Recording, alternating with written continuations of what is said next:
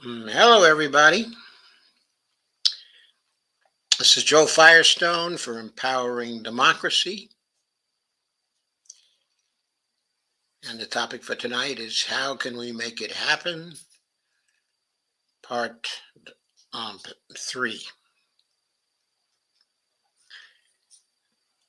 Hey, Steve, how are you?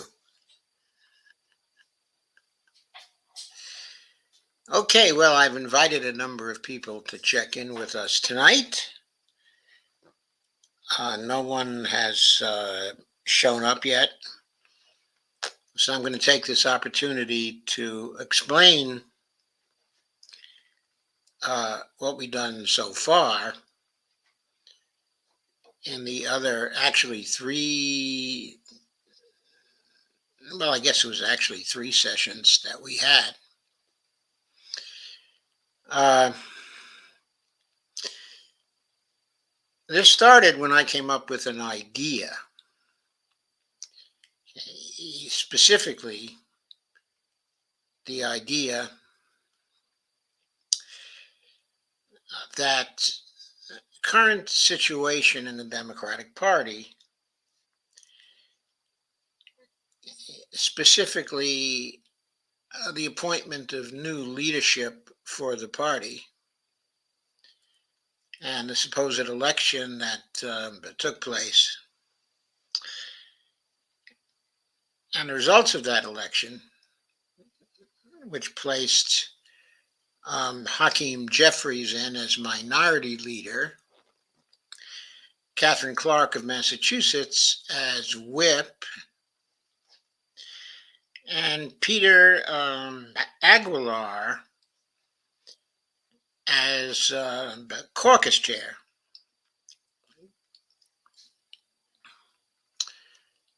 That these particular selections shut out pretty much the progressive wing of the party. My thinking was that since that happened, it was a good bet that the real progressives in the Congressional Progressive Caucus, which I estimated at somewhere between 30 and 50 people. I actually kind of doubt that, at this point, but between 30 and 50 people. Hello, Kay, nice to see you.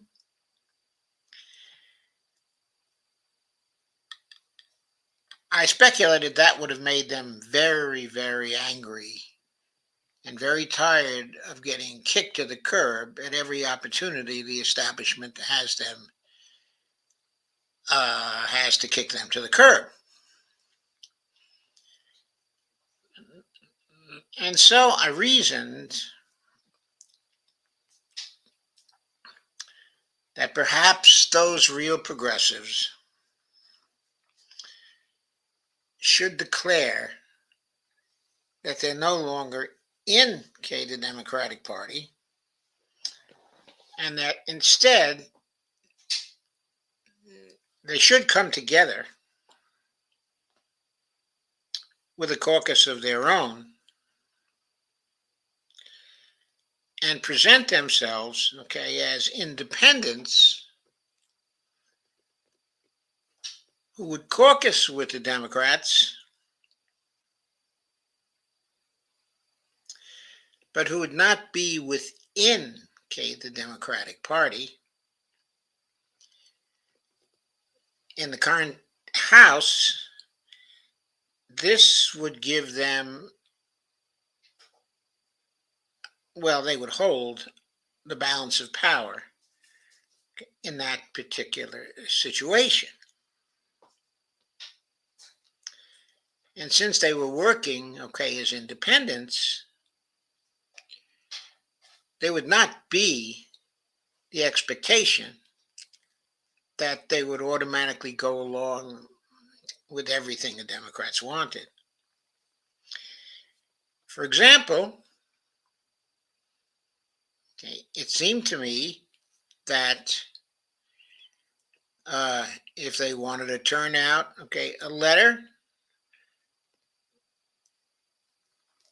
suggesting that the president should actually negotiate with the Russians concerning the Ukraine war, that they wouldn't be subject to pressure from inside saying to them, you have to withdraw that letter because you're contradicting the President of the United States, who is the head of your party. That's one of the kinds of things they could do. A second kind of thing that they could do is that they could vote against the Railroad Act that was just passed.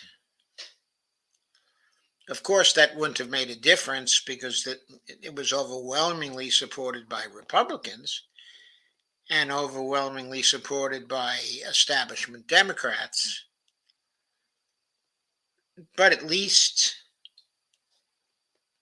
the independents, or I should say at least the railroad workers and the union movement, would know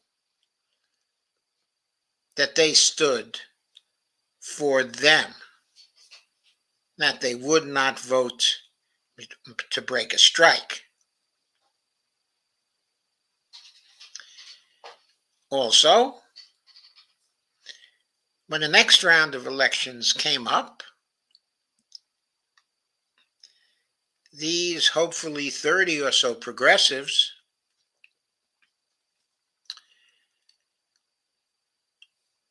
would not be part of the Democratic caucus. So, if we got a similar round of results in 2024 with a small majority, or let's say in that case for the Democrats, and the Democrats wanted to organize the House,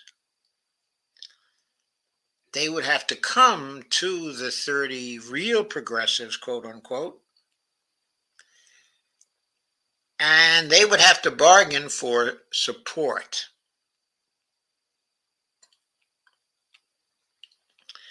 And the progressives in that situation would hold the balance of power. The Republicans, too, might come to them and bargain for support.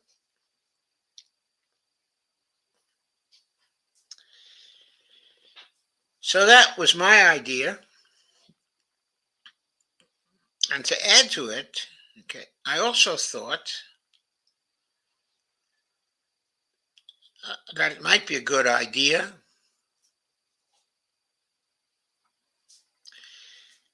and that it would certainly be possible for the Green Party to negotiate with these 30 to organize themselves as members of the Green Party and give the Green Party a party caucus in Congress, immediately stand up the Green Party, therefore, as a legitimate party, and make them a force to be reckoned with.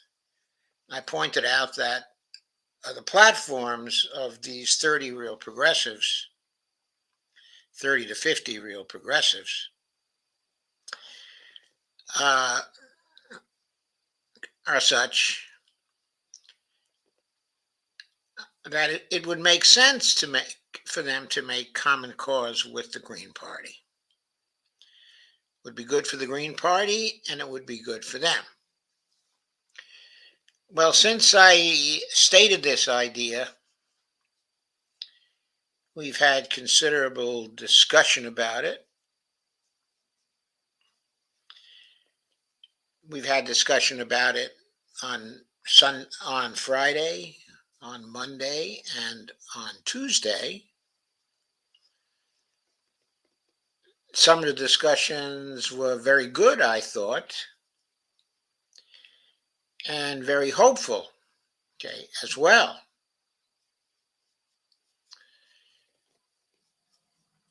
So I plan to have another discussion, tonight, a third panel discussion on the idea, asking the question, how can we make it happen? The question that arose in actually the first of the programs that was mainly devoted to the idea.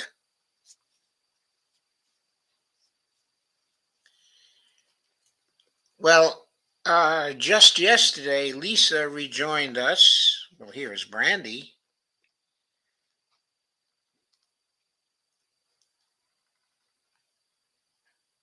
Okay, and Lisa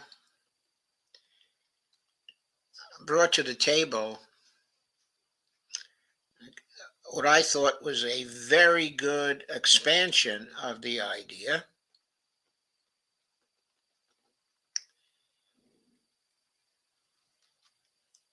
And I thought that people would be very interested in talking over the expansion that Lisa suggested, which is actually the following idea. So Lisa's position, as best I can state it, I did invite her tonight, but she hasn't arrived as yet. I certainly hope she does. I have been in communication with her all day today, but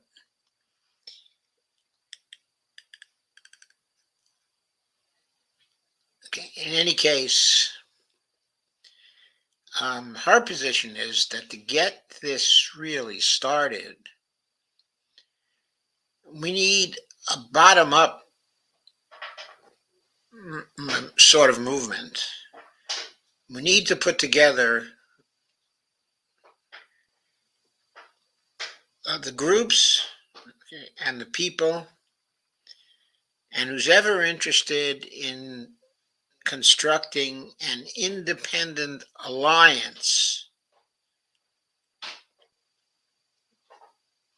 an independent force, of people that would bring immediate activity to the political sphere now. The idea is that we would organize a convention. We would meet in convention,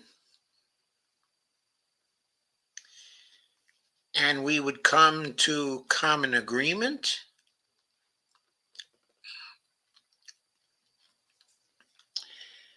In tweets that Lisa sent me,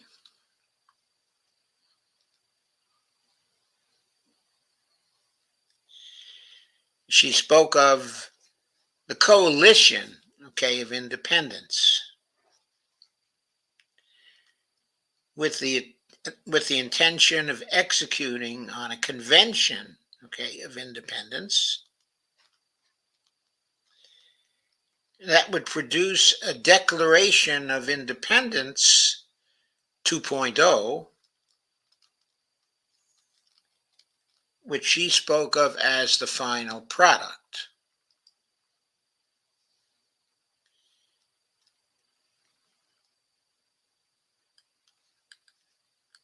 This coalition, of independence. Hello, Dee. Hello, Brandy.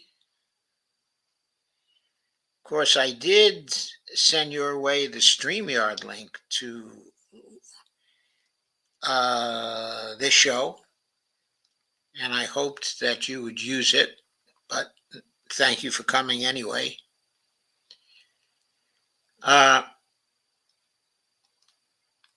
Okay, what this coalition of independence would do is it would decide, on a set of activities to exert pressure in the short run on the Congress. And that would be done on a variety of policy issues. one of the major policy issues involved, of course, if not the major policy issue, would be getting money out of politics. But this group, okay, of independents, meeting in convention, might also decide to support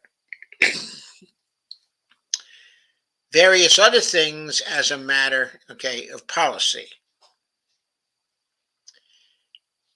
such as Medicare for all, such as a Green New Deal in some form,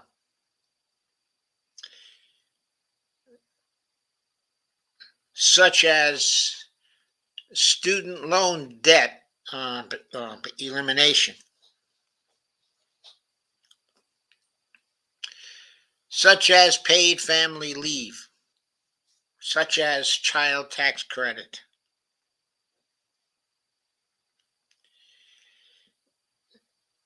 such as the end of the Ukraine war,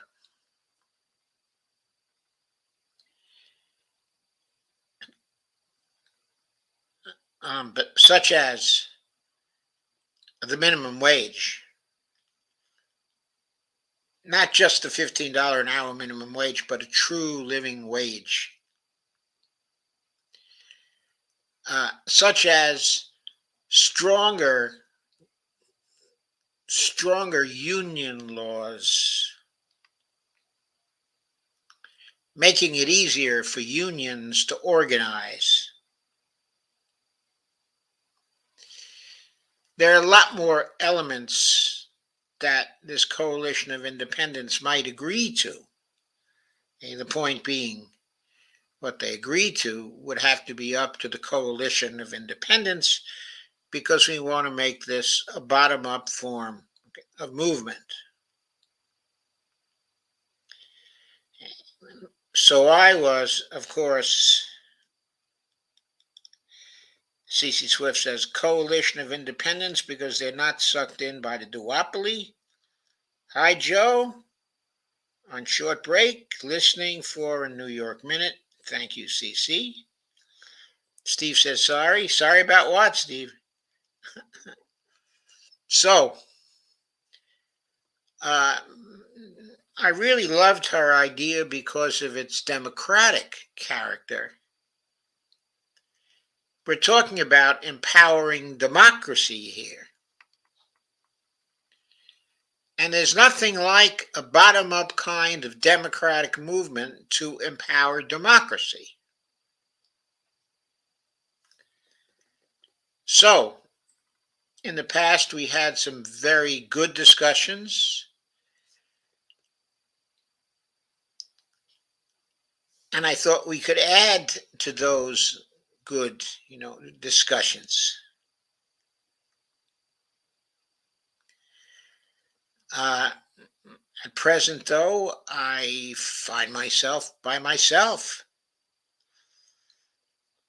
So I'm just going to carry on this discussion by myself. Okay.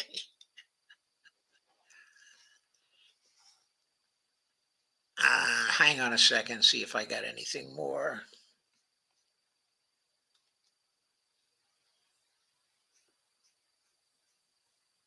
Okay.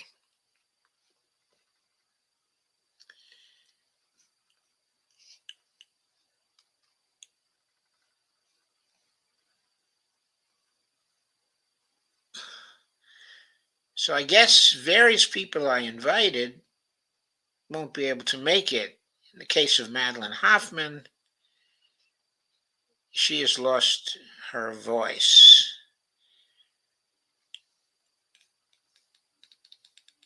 You haven't been able to get a hold of Gregory Mallard. Maybe he's at a party for Warnock.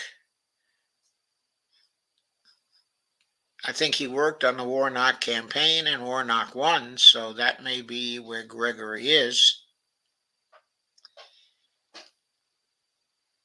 Okay, and Dee and Brandy are both here,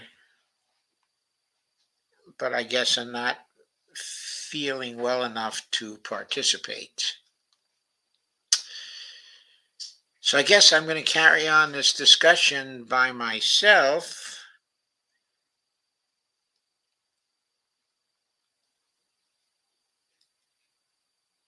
Okay, I don't know what happened. Okay, I don't know what happened to Lisa. She hasn't communicated. And Lila was on in the hour before this.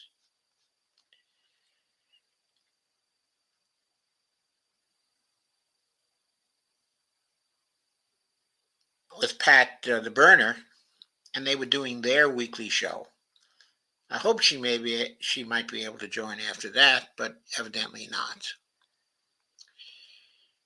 So let me carry it on by myself. Steve Wolfbrand says, smash the like button. Jeffrey Denton says, if an independent were allowed on the ballot in every state and on a debate stage and in the media at all, Bernie Sanders would not have to run for president on a Democrat or ask hundreds to do the same. Yes, Jeffrey, I certainly agree. Okay, so, in our discussion so far, we really don't have two competing issues of what should happen. Okay, but we have the first vision that I put forward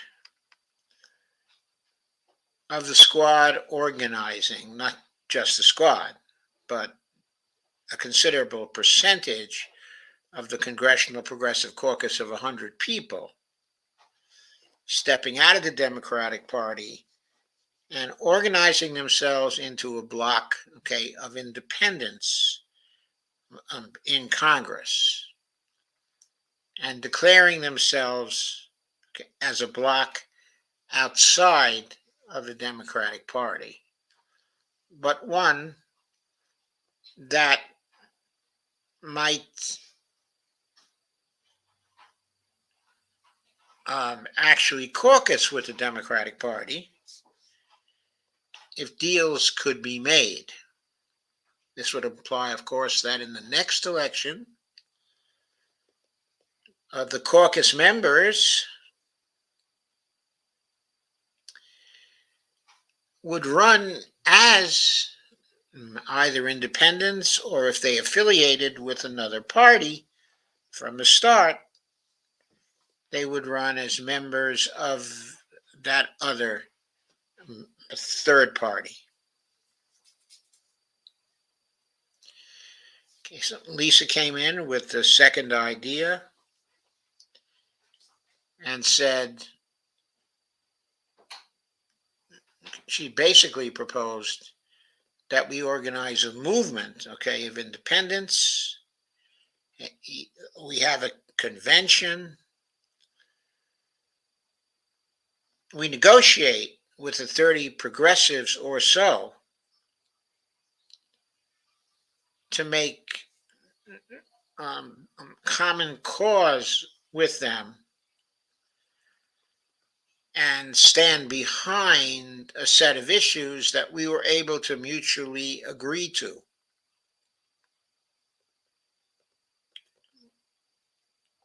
And then we would go forward in this way without an implication that the new caucus, okay, of independents would be going to the Green Party or to any other party, but that they would be independent, certainly to start with. So I am happy with this so long as it includes the thing I consider most fundamental of all to be successful, and that is the idea of dump the corruption by using a litmus test where everybody agrees to vote against Congress people who are taking any big money at all from party committees, from the rich, from the rich corporations, from the PACs, or we're getting supported by super PACs.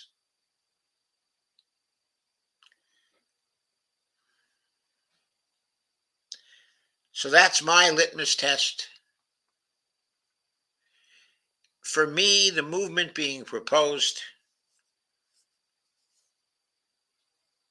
would have to go forward under the banner of getting money out of politics. That would be very, very important. Okay. I know that people feel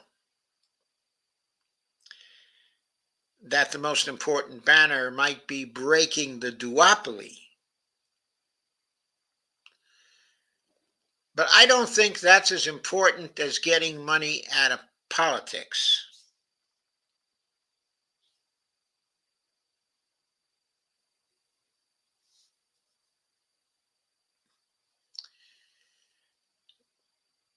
Because, for one thing, if we get money out of politics, we will break the duopoly. We will break it. Because these laws that stack the deck against third parties, if the laws are not favored by the population itself, okay, by the voting population, what would happen is that these laws would be repealed because they're unfair and they're unjust laws. And if your constituents wanted to break the duopoly, then the representatives of the constituents would act accordingly if it weren't for donor money. Okay, I'm assuming that. It may not be true, but I think it's a pretty good assumption. The reason why I think it's a better approach than the breaking the duopoly approach is because breaking the duopoly coalition, okay, of independents would immediately be seen as a public threat to the two-party system. And there would be all kinds of reasons why the two major parties would be able to run really major propaganda campaigns against the idea of breaking the duopoly, that there's something inherently wrong with the duopoly. It would raise their opposition from the beginning if we got started at all. On the other hand, if we go for leading with getting money out of politics, then that would create a situation where the duopoly would very easily and naturally be broken over a very short period of time. We would get a quick result on that because if people voted to dump the corruption, they would vote against all but a very small proportion, okay, of Democrats and almost every Republican who is in the House now. So in a single election, we could turn over the House and put in people who were not taking any donor money.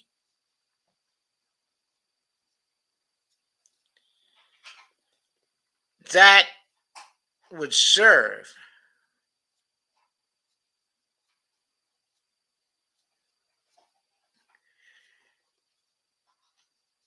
that would serve to break the duopoly. C.C. Swift had a very good question. How can you keep your new coalition of independents from being slandered as socialists? Because that's exactly what the duopoly would do, and the public would fall for it like the usual lemmings off the cliffs that they are. Well, I don't think so. I mean, I think that they've been fooled by this, oh, you're socialist crap for years and years and years and years. And I think as the elections pass, we are seeing that that appeal is less successful. Because, first of all, the Republicans always use that against the Democrats. And they would continue to use it against the Democrats.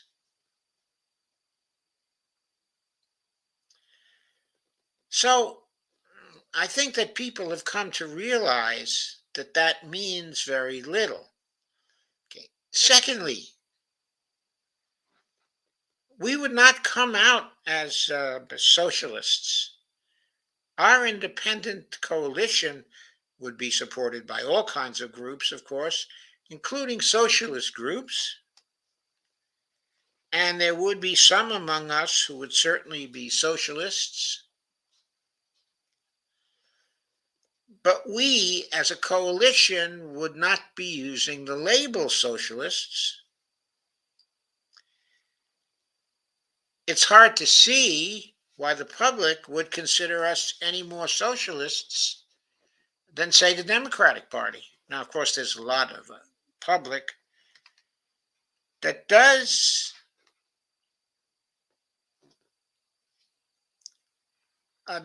accept the idea or agree with the idea that Democrats are socialists, but not enough to win most elections. Not enough to win most elections. People are not running around now as if they're completely frightened of socialists. Bernie Sanders proved that. And Kshama Sawant, also proves that. Because she runs as an out and out socialist, which is what she is. And she gets elected and reelected, and reelected. We would not be spending any time saying that we are not socialist. If people charged us with being socialist, we just reply and we'd say, we are an independent coalition.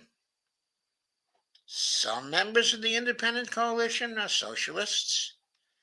Some members of the independent coalition have other preferences. There are some of us who are capitalists. There are some of us who were lately Democrats or lately Republicans, but we are just a coalition of independents who care about the people and who have the public purpose in mind. If you want to call us socialists as a label for our whole group, that's a lie. Because we got all sorts of people who work with us who are not socialists. And anyway, there's nothing wrong with socialists at all. They're patriotic Americans. They have their own ideas, and lots of good ideas about what kinds of policies ought to be enacted. And we respect those ideas. But they do not define us collectively as socialists.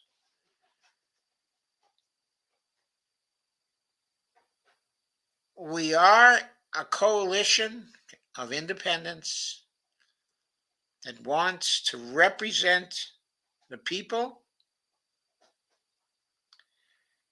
and that keeps democracy, empowering democracy, and the public purpose in front of things.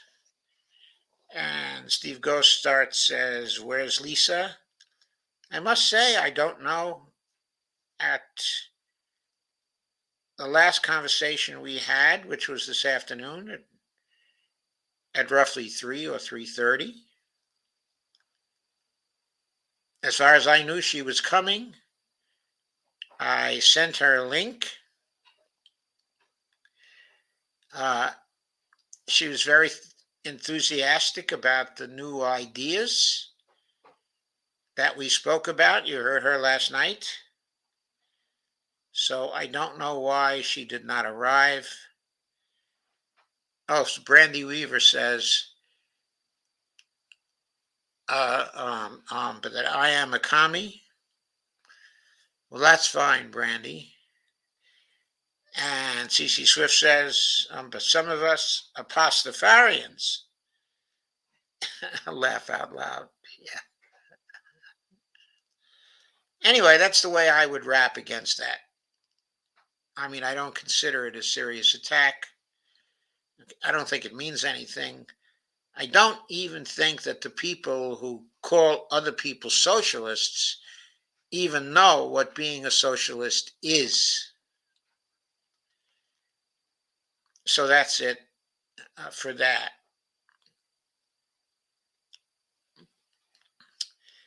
One reason why I was hoping that the people I invited would be here tonight was because there was really a critical issue to be discussed. For example, if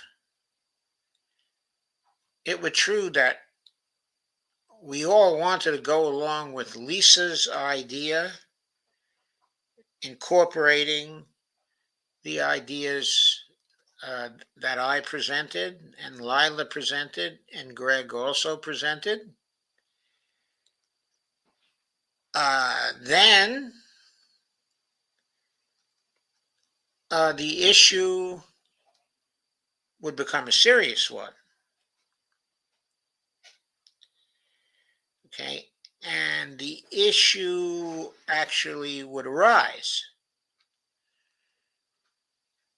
Do we want to carry out the organization of this movement in streams like this? Or do we want to move to the Zoom platform? Because the issue to be raised is, do we want to be attended by trolls and be bothered by trolls as we begin to organize?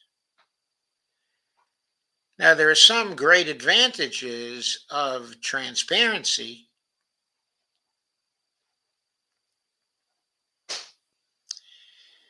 but there are also disadvantages. Right now, this idea is in, okay, its infancy. There's not really much to it. As we develop the details, do we want others who are familiar with the idea to run with the idea and take it in directions that we don't want to see? Or do we want to continue to make sure that we're able to develop the idea until we have a practical movement that is well planned and that has a decent chance of being successful? I think that's a serious issue to be discussed. It's a very serious issue because, as Lisa pointed out in tweets that she sent me,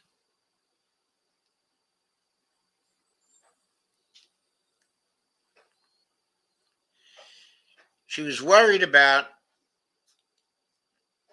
how we would be able to beat anybody who tries to co-opt this idea by utilizing the current structures, okay, of politics. We certainly want to avoid that. So that was one of the main issues to be discussed here tonight. But unfortunately, people have not been well. Okay, and others had something actually occur. So we are where we are. I would like to get some indication from you at this point, from those of you who are here, whether you think as we plan this and as we develop it, we should go into Zoom meetings, or whether you prefer this kind of format where the streams are all public.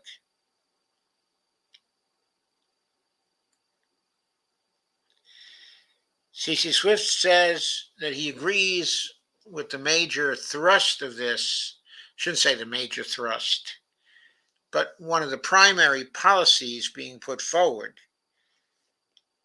one of the primary objectives of our independent alliance, our coalition of independents, would be getting money out of politics, because he thinks that is the most urgent, unifying, effective measure, effective message. C.C. Swift, I completely agree with that. And I think it's the most urgent one, too, because we have about 2 to 3 years to get on top of the climate emergency, which means we got about 2 or 3 years to ensure our continued existence on this earth. We need progress now, and we can't get any progress with the donors in the system. That's obvious.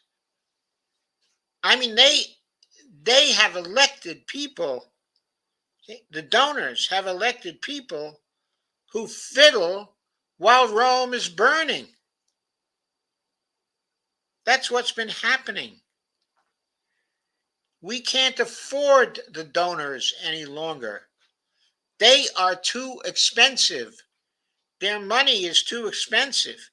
We have to banish it from politics at the earliest opportunity.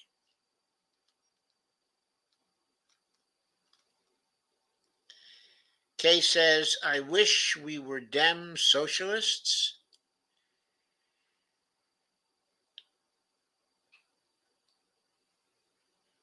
We have to collaborate with, in the first instance, with whoever is with us when it comes to getting the donor money out of politics.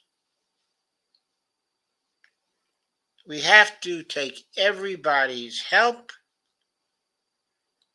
so we can have fair contests among us, so that our differing schools of thought can engage in a fair competition decided by the voters.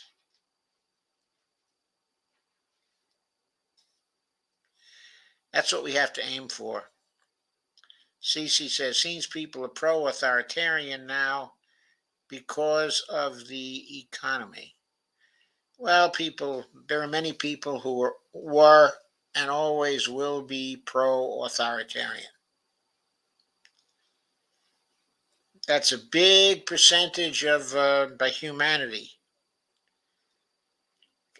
It is what it is. We just have to deal with it. Kay says people are dumbed down. Cece says, thank you for that introspection, Joe.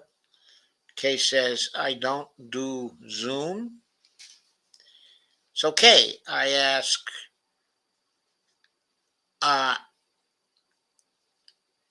okay, what happens with Zoom is that we send you a link, and you click on the link. It brings you into the Zoom room. If you don't want your picture shown, then your picture doesn't have to be shown. If you don't want your background shown, there are virtual backgrounds. To have a Zoom account, what you need really is a microphone and a camera.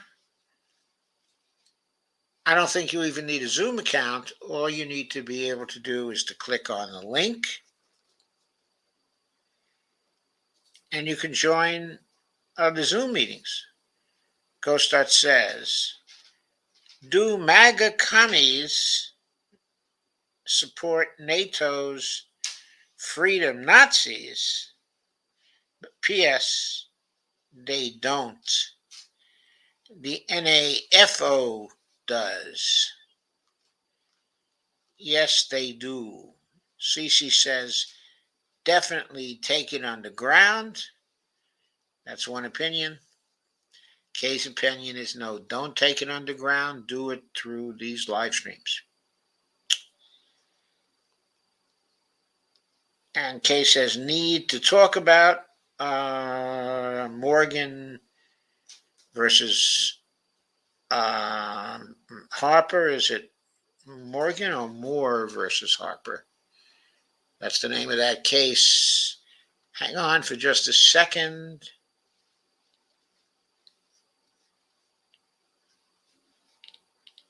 And I will answer that question for you.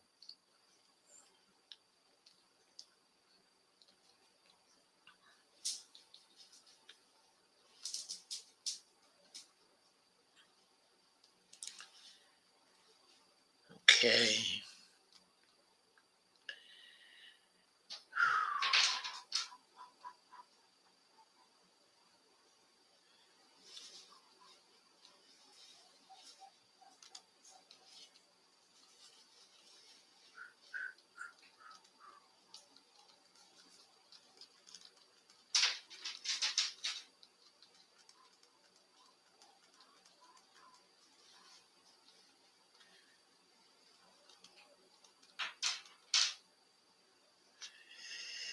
Oh, I clicked on the wrong link. Anyway, maybe somebody else can confirm the case name that Kay gave. On Tuesday, Twitter Deputy Attorney General Counsel and former FBI General Counsel Jim Baker was fired from Twitter, that is. Among the reasons, vetting the first batch of Twitter files without the knowledge of new management. Well, I guess that's the risk you take. Teresa Sanders says corporate control is the core reason for all of our issues. I think a general work strike demanding overturn of Citizens United, strengthen and enforce antitrust law. 3, break up the media monopolies immediately. I think those are certainly issues to be discussed. Okay, at the convention, we're thinking about. I certainly think a general strike would be a wonderful thing right now. CC Swift says, and the coalition must understand MMT or all is for naught. CC, don't worry. If organizing this is under our control, there are going to be plenty of MMTers who are going to be part of it and who will be spreading the MMT gospel. And Teresa Sanders says, even I do Zoom and I am extremely techno stupid. Okay, Teresa. Kay says, I don't do Zoom. Sorry, Joe. Cece says, Zoom or expect doom. Kay says, yes, it is Moore versus Harper. Thank you, Kay. GoStart says, FTX equals Bioden of Thieves. Sam Bankman-Fried donated equally R&D. He donated to ours with dark money. It's leaked.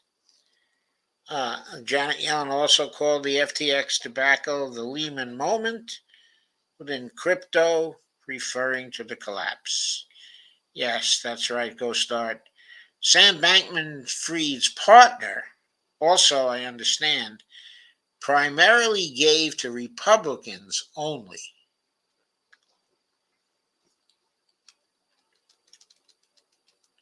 That is my impression.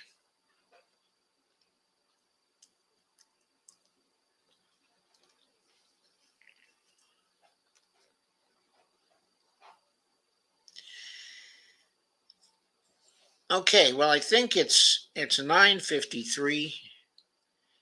It's nearly 10. So thank you all for coming.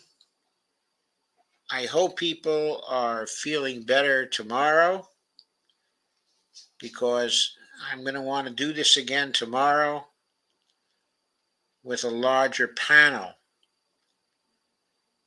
So I hope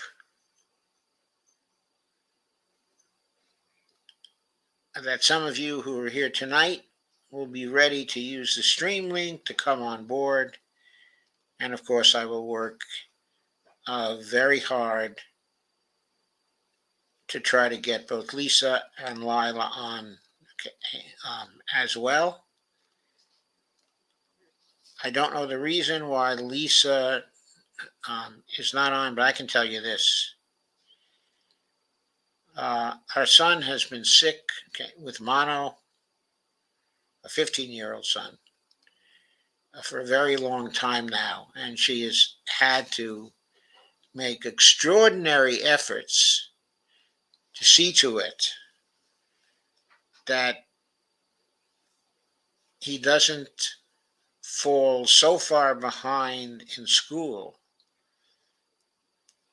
that he will lose a year of school. And she's just had to work in extraordinary ways to see that that does not happen. And I know that was occupying her some of the time today.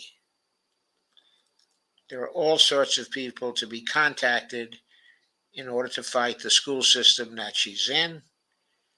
And she's just engaged in a very serious fight about that. But I think she's very serious about the effort that she outlined with me yesterday. And I believe that she will very likely be back very soon now. So that's all for me for tonight.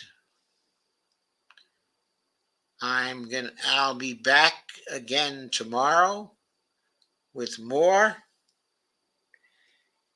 Kay says, thank you, Joe. I hope to see you next time.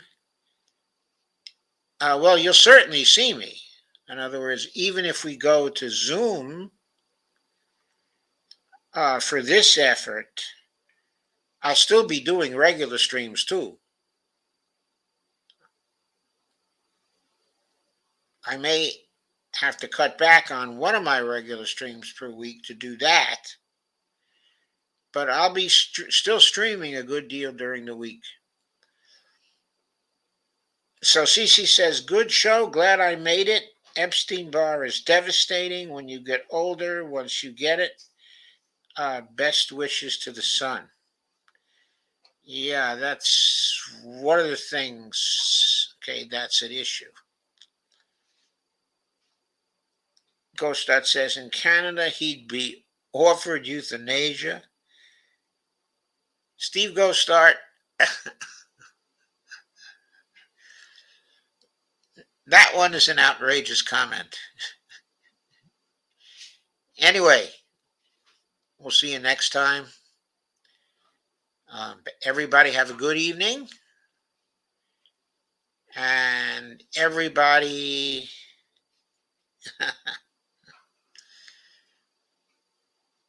come tomorrow. Okay. Okay. See you again. Bye.